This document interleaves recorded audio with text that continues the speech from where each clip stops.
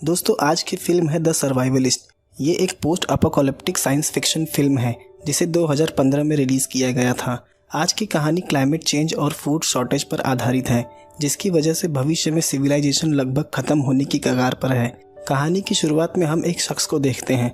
वो जंगल में एक लाश को घसीट कर ले जा रहा है और उसे दफना देता है और वहाँ जानवरों के लिए ट्रैप लगाता है, अगर कोई जानवर वहाँ आए तो उसमें फंस जाए। फिर शाम वो लालटेन लेकर अपने कैबिन के पास आता है। उस शख्स का नाम मार्टिन है और वो एक सर्वाइवलिस्ट है। जब हर जगह फूड शॉर्टेज हो गई थी तो मार्टिन जंगल के इसी कैबिन में आ गया था। तब से वो यहीं रहता है। रात वो अपनी गर्लफ्रेंड की तस्वीर देखता है और फिर उसे जला देता है। फिर सुबह हो जाती है। वो हर वक्त काफ़ी सतर्क रहता था क्योंकि बाहर काफ़ी और लोग थे जो शेल्टर और फूड की तलाश में भटक रहे थे। उसने अनाज के पैदावार के लिए छोटा सा फार्म भी बना रखा था जिसमें बीज लगाकर वो खुद के लिए फसल उगाता था। अपने कपड़े वो पास की नदी में जाकर धोता है और फार्म के आसपास वो घुसपैठियों के लिए ट्रैप बनाकर रखता, अगर कोई अनजान शख्स आए तो उसे पता चल जाए।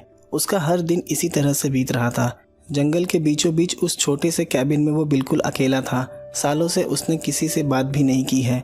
एक दिन मार्टिन को बाहर से कोई आवाज़ सुनाई देती है। वो तुरंत अपनी गन लेकर बाहर आ जाता है। सामने एक बूढ़ी महिला थी और उसके साथ एक लड़की थी। वो महिला अपना नाम कैथरीन बताती है और उसके साथ जो लड़की है वो उसकी बेटी मिल्जा है। दोनों एक सर्वाइवलिस्ट थे जो फूड और शेल्टर की तलाश में भटक रहे थे। वो दिखाती है उसके पास काफ़ी ज्वेलरी है, पर इसके बदले में वो इस फार्म में फसल में हिस्सेदारी चाहते हैं। पर मार्टिन उन्हें यहाँ रख के कोई रिस्क नहीं लेना चाहता था। कैथरीन कहती है वो सिर्फ आज रात यहाँ रुकेंगे, बदले में वो मिल्जा के साथ रात गुजार सकता है। मार्टिन मान जाता है। वो सोचता है बस आज रात की ही बात है। वो उन्हें कैबिन में रुकने की इजाज़त दे देता है, पर उसे अब भी उन पर शक था, कहीं उनके साथ यहाँ कोई और तो नहीं है।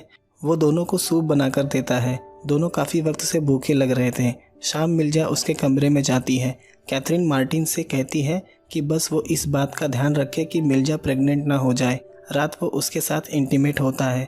सुबह वो उनके जाने का इंतज़ार करता है जैसा कि दोनों के बीच तय हुआ था, पर वो उनसे कह नहीं पा रहा था क्योंकि काफ़ी वक्त से वो अकेला था और मिल्जा के आने से वो काफ़ी अच्छा महसूस कर रहा था।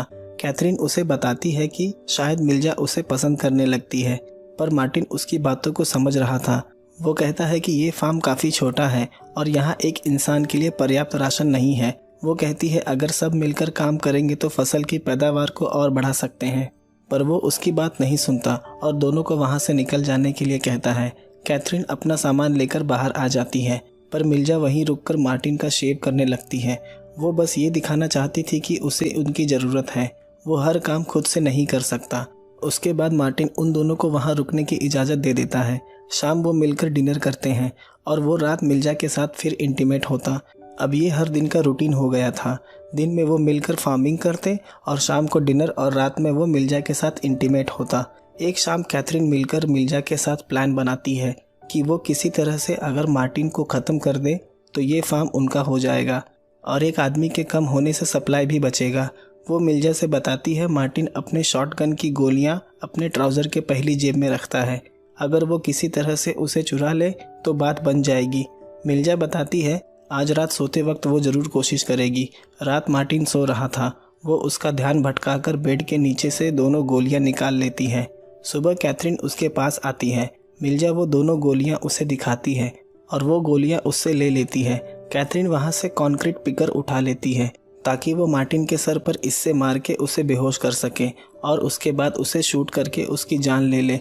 मार्टिन बाहर बीज लगा रहा था। वो मिल्जा को बाहर आता देखता है। उसे शक होता है क्योंकि दोनों काफ़ी देर से भीतर थे, पर वो नज़रअंदाज कर देता है। फिर मिल्जा पास के नदी में नहाने चली जाती है। कैथरीन बाहर आती है। मार्टिन अभी भी वहीं बैठा बीज लगा रहा था। वो उस पर पीछे से हमला करने जाती है। तभी पास कीचड़ में मार्टिन को किसी के पैरों के निशान दिखाई देते हैं। उसे पता चल जाता है कि कल रात यहाँ कोई अनजान शख्स आया था। वो कैथरीन से मिल्जा के बारे में पूछता है क्योंकि मिल्जा की जान शायद खतरे में है। यहाँ कैथरीन का प्लान फेल हो जाता है। हम नदी पर देखते हैं एक शख्स आकर मिल्जा को पीछे से पकड़ लेता है और उसके सर पे गन पॉइंट कर देता है। यहाँ मार्टिन भागता हुआ नदी की तरफ आता है, पर वो देखते हैं मिल्जा नदी पर नहीं है। वो शख्स उसे लेकर झाड़ियों में छिप गया था। मार्टिन अपनी गन में गोलियां डालने के लिए अपनी जेब चेक करता है, पर जेब में गोलियां नहीं थी। उसे पता चल जाता है ये काम मिल्जा का ही है। तभी वो शख्स उठकर मार्टिन पे गोली चला देता है और वो वहीं गिर जाता है। वो शख्स चेक करने के लिए उसके पास जाता है। तभी मार्टिन अपने खंजर से उसके गले पर वार कर देता है, जिससे उस व्यक्ति की वहीं मौत हो जाती है। पर मार्टिन को भी पेट के दाहिने हिस्से में गोली लग गई थी। मिल्जा और कैथरीन उसे लेकर कैबिन आ जाते हैं। वो ब्लेड की मदद से उस बुलेट को भीतर से निकाल लेती है। बैंडेज करने के बाद मार्टिन उन दोनों को कमरे से निकालकर दरवाज़ा बंद कर देता है, क्योंकि अब वो उन पर भरोसा नहीं कर सकता था। दूसरे दिन दोनों देखते हैं दवाइयाँ न मिलने से मार्टिन की तबीयत और बिगड़ती जा रही थी। कैथरीन भीतर से खुश थी कि अब उसे मार्टिन को मारने में कोई जल्दबाजी नहीं करनी होगी, क्योंकि वो कुछ दिनों में वैसे ही मर जाएगा। 4 दिन के बाद वो अपने जख्म को देखता है। उसमें सड़न होने लगी थी, क्योंकि वहाँ घाव को सूखने वाली मेडिसिन मौजूद नहीं थी। अब वो खुद को काफ़ी कमज़ोर महसूस करने लगा था। उसका जख्म दिन पर दिन और बदतर होता जा रहा था। रात वो मिल्जा को घाव को साफ़ करने के लिए अपने कमरे में बुलाता है। वो आकर उसका घाव साफ़ करती है। उसके बाद मार्टिन बेहोश हो जाता है। मिल्जा उसके हाथ से गन ले लेती है और लाकर कैथरीन को दे देती है। पर अब मिल्जा को लगता है वो मार्टिन के साथ जो भी कर रहे हैं वो गलत है। उसने उसकी जान बचाई थी और वो उसे ही मारना चाहते हैं। कैथरीन कहती है अगर भरपेट खाना चाहिए तो मार्टिन को मारना ही होगा। वैसे भी इस फार्म में सिर्फ एक ही इंसान के लिए पर्याप्त अनाज है। मिल्जा कहती है तुम्हारी उम्र बढ़ती जा रही है और तुम्हारे जाने के बाद मैं अकेली हो जाऊंगी। अगर हम मार्टिन को किसी तरह से बचा सकते तो वो हमारे काम आ सकता है। यहाँ कैथरीन को भी उसकी बात ठीक लगती है और वो मार्टिन का इलाज करने भीतर चली जाती है। दूसरे दिन सुबह उसे होश आ जाता है और अब वो पहले से काफ़ी बेहतर महसूस कर रहा था। दिन इसी तरह से बीत रहे थे। अब मार्टिन पूरी तरह से स्वस्थ हो चुका था। एक रात वो बाहर फार्म के पास जाता है। उसे लगता है यहाँ और लोग हैं। वो भागकर भीतर कैबिन में आ जाता है और दोनों को एक जगह इकट्ठा करता है। वो देखते हैं बाहर से चलने की आवाज़ें आ रही हैं और वो दरवाजे को पीटने लगते हैं। कैथरीन के पूछने पर मार्टिन बताता है बाहर 6 लोग हैं और अब मार्टिन के पास एक शॉटगन है जिसमें 2 गोलियां हैं और एक रिवॉल्वर जिसमें 1 गोली है, और इस वक्त उनके पास शांत रहने के सिवा और कोई दूसरा रास्ता नहीं है। सभी कैबिन के भीतर घुस पाने में नाकामयाब हो जाते हैं और वहाँ से चले जाते हैं। सुबह वो तीनों कैबिन से बाहर आते हैं। वो देखते हैं उनके फार्म को पूरी तरह से बर्बाद कर दिया है और जो पकी हुई फसल थी उसे वो अपने साथ लेकर चले गए थे। उस दिन वो फार्म को ठीक करते हैं। अब उनके पास कुछ खाने को नहीं था, जिसकी वजह से उन्हें भूख को मारना पड़ रहा था। दूसरे दिन सुबह मिल्जा को पता चलता है कि वो प्रेग्नेंट है और इस बात से वो काफ़ी दुखी हो जाती है, क्योंकि वो एक ऐसी दुनिया में अपने बच्चे को जन्म नहीं देना चाहती थी जहाँ इंसानों का वजूद ना हो। मिल्जा रात एक वायर की मदद से अबॉर्शन परफॉर्म करने जाती है, पर वो आखिरी वक्त में अपना इरादा बदल देती है।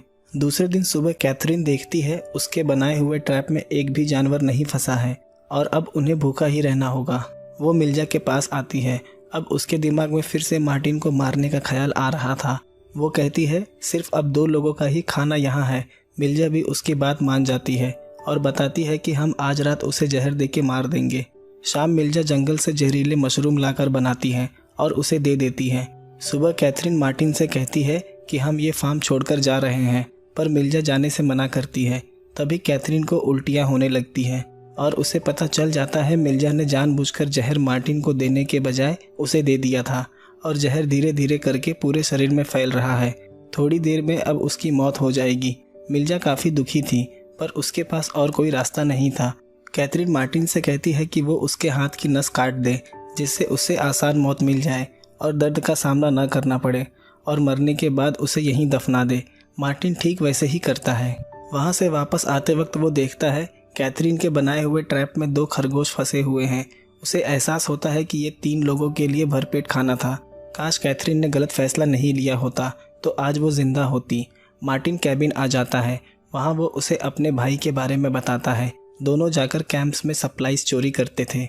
एक दिन जब वो ऐसे ही एक कैंप लूटने गया तो एक लड़की ने उन्हें देख लिया और उसका भाई उसका रेप करने की कोशिश करने लगा, जिससे वो लड़की चिल्लाने लगी, जिससे उस कैंप के कुछ लोग उनके पीछे लग जाते हैं।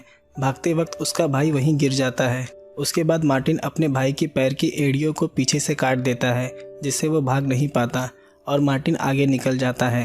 पर मार्टिन को लगता है यहाँ उसका भाई गलत था और जो उसने उसके साथ किया वो बिल्कुल सही था। ये सब वो मिल्जा को बता रहा था, क्योंकि मिल्जा ने जो कैथरीन के साथ किया वो सही था। ज़िंदगी में कभी कभी हालात इस तरह से हो जाते हैं जब इंसान को ऐसे कदम उठाने पड़ते हैं। रात मिर्जा उसका हाथ अपने पेट पर रखती है और बताती है वो प्रेग्नेंट है। सुबह इस बारे में सोच मार्टिन काफ़ी रोता है, क्योंकि मिर्जा से मिलने के पहले उसने जीने की उम्मीद छोड़ दी थी, पर आज उसके पास जीने के कई वजह थे। दूसरे दिन खाने की तलाश में दोनों बाहर गए थे। जब वो वापस आते हैं तो देखते हैं कैबिन के बाहर वो 6 शख्स फिर आ गए हैं। मार्टिन कहता है हमें कैबिन के भीतर जाकर बीज लाना होगा, इससे पहले कि उसका पता उन्हें चल जाए। अब उन दोनों ने उस फार्म को छोड़ने का इरादा बना लिया था। मिर्जा ऊपर के रास्ते से उस बीज को लाने कैबिन के भीतर जाती है। बीज लेने के बाद वो वहाँ रखे हुए खंजर उठाती है। उसकी आवाज़ से उन्हें पता चल जाता है कि कैबिन में और कोई भी है, पर वो देखते हैं वहाँ कोई नहीं है। मिर्जा और मार्टिन वहाँ से भागने लगते हैं, पर वो सब मिलकर उन्हें घेर लेते हैं। पर अब उनके पास वहाँ से निकलने का कोई रास्ता नहीं बचा था। मार्टिन उसे भागने के लिए कहता है, तब तक वो उनका ध्यान भटकाएगा। उसे पता था कि अब उसकी मौत तय है, पर वो मिर्जा और अपने बच्चे को बचाना चाहता था। मिर्जा वहाँ से भागने लगती है, पर उसमें से एक शख्स उसके सामने आ जाता है। वो मिर्जा को मारने के लिए आगे बढ़ता है, पर उसका पैर ट्रैप में फंस जाता है और वो वहाँ से भागने में कामयाब हो जाती है। उसमें से एक शख्स तीर चलाता है जो सीधा आकर मार्टिन के पेट में लगता है और वो वहीं गिर जाता है। शाम वो कैबिन को आग लगा देते हैं और मार्टिन की लाश को वहीं आग लगाकर सेकते हैं। इससे पता चलता है कि वो सभी शख्स कैनिबल्स हैं जो इंसानी मांस खाते हैं। दूसरे दिन हम मिर्जा को देखते हैं। अब वो अकेले ही जंगलों में भटक रही थी। एक दिन वो जंगलों से बाहर आ जाती है।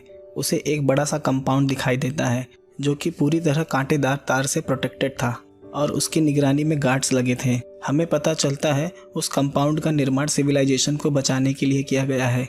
भीतर काफ़ी लोग रहते हैं और वहाँ फार्मिंग भी की जाती है। काफ़ी लोग वहाँ काम कर रहे थे।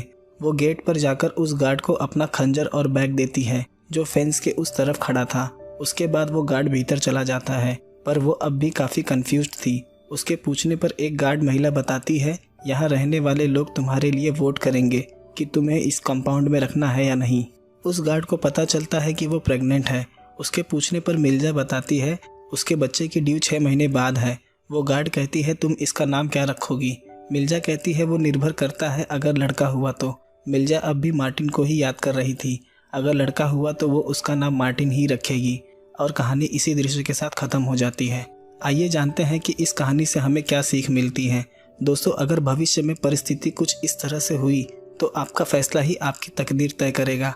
वो आप पर निर्भर करता है कि आपका फैसला सही है या गलत, क्योंकि कई बार लिए गए फैसले आपके हित में सही हो सकते हैं पर दूसरों की नज़र में गलत। जैसा कि इस कहानी में हमने देखा, मिर्जा और मार्टिन दोनों की ही ज़िंदगी में ऐसे मौके आए जहां उन्होंने सारी परिस्थिति को देखते हुए सही फैसले लिए, क्योंकि आप एक ऐसी दुनिया में पहुंच चुके हो जहां परिस्थिति के हिसाब से लोगों की सोच बदलती है और ऐसे माहौल में आपके सर्वाइव करने के चांसेस काफ़ी कम हो जाएंगे।